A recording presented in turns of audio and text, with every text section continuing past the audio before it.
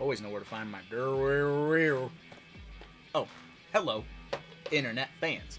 Welcome to 3B Video. I'm your host, Rotten Roger DeMarco. And today, we're going to be talking about my top 5 horror films from 1993.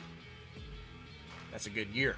Now comes the part where I tell you how I do these top 5s. The way that I do my top 5 horror films from these years is not by which films perform the best in the box office and any of that hibbity hoopla that is normally used to judge the top 5 films of a year. The way that I do this is by the amount of fun that I have with each film. That's it, pure and simple. Fun is fun. But with that out of the way, let's get on with the list.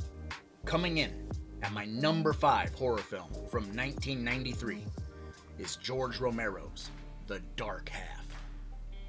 The sparrows are flying again. This movie is criminally underrated.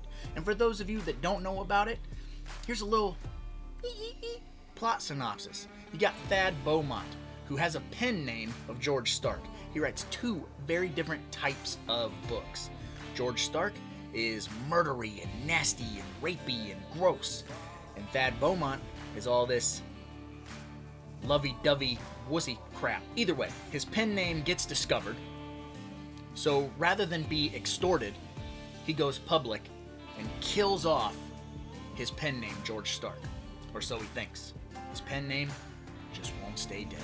And with George Romero and Stephen King attached, you better fucking tighten up those laces, because this movie is bananas. You guys remember Creepshow?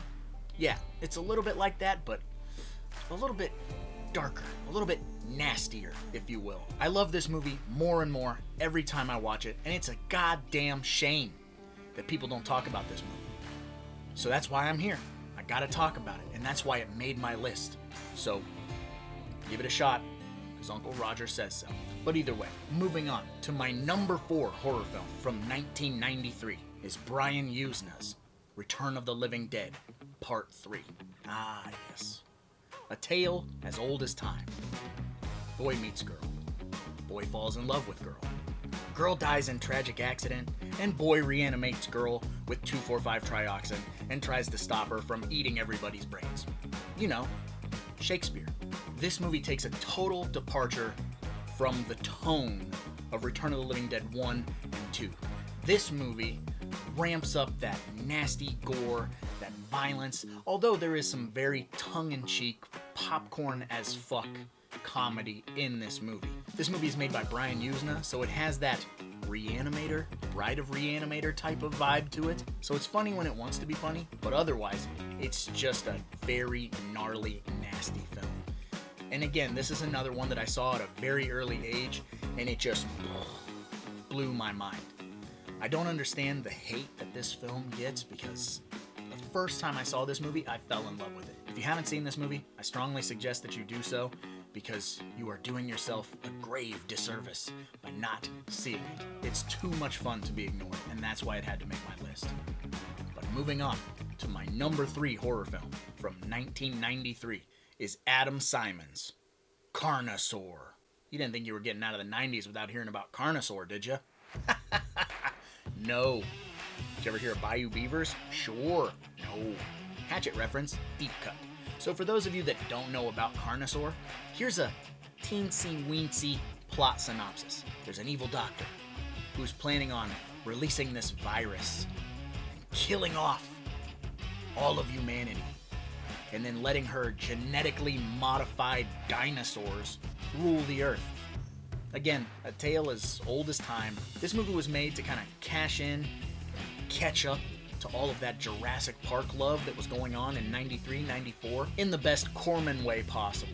Very cheap, very silly, lots of miniatures, lots of hand puppets, but this movie is so much fun. I used to catch it all the time, late night on like HBO, and I was just excited to watch a dinosaur chew people up. We all wanted to watch raptors and T-Rexes and all of this stuff chew up military personnel. Well, look no further, because guess what?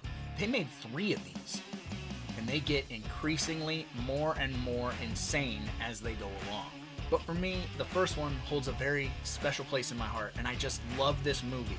It makes me feel like a little kid every time it's on. I can't help but get giddy and want to have Oreos and milk and just watch dinosaurs chew people up. It's just super fun, so it had to make my list. But moving on to my number 2 horror film from 1993 is Adam Marcus's Jason Goes to Hell. Again, you didn't think you were going to get out of this list without hearing about Jason, did you? How about body hopping Jason? How about homoerotic shaving Jason? How about directly ripping off The Hidden and claiming you've never seen The Hidden Jason? Hey, watch Crystal Lake Memories. I'm not making that up. You've seen The Hidden. You did. I know you did. Meatball Head Jason. K&B effects on the gore with, I've said it numerous times, probably the best gore in the franchise. You can fight me. Man, oh man, does this movie get a bad rap. Sure, we only get Jason, poquito, a little bit, but when we do get Jason, man, he is beefy, he's all bulbous-headed, his mask is sunken into his face, he's grunting, and he is kicking ass, and I love it. So I never really saw what all the hate was about this movie, because as a kid, this was so fresh and new and exciting, and now as an adult, it's still different. Just different enough. When I want a Friday the 13th movie, but I want it to be way out of left field. That's the right side. That's not the left. You know what I'm saying? This movie is fun, and it shouldn't be shit on as much as it's shit on. So that's why it made my number 2 horror film from 1993. But moving on to my number 1 horror film from 1993. Drum roll, please. I'm sure there's an audio cue. Put it here. Is Tony Randell's Ticks. I'm thirsty! I'm gonna say that joke every time I talk about this movie, because Clint Howard rules. If you don't know about Ticks, you don't really need to know much. You see a movie called Ticks and you go, well, I bet that's about zebras. No, it's about blood-sucking ticks. These pot farmers have this chemical that makes their weed grow super big and super strong and super puff puff pass daddy.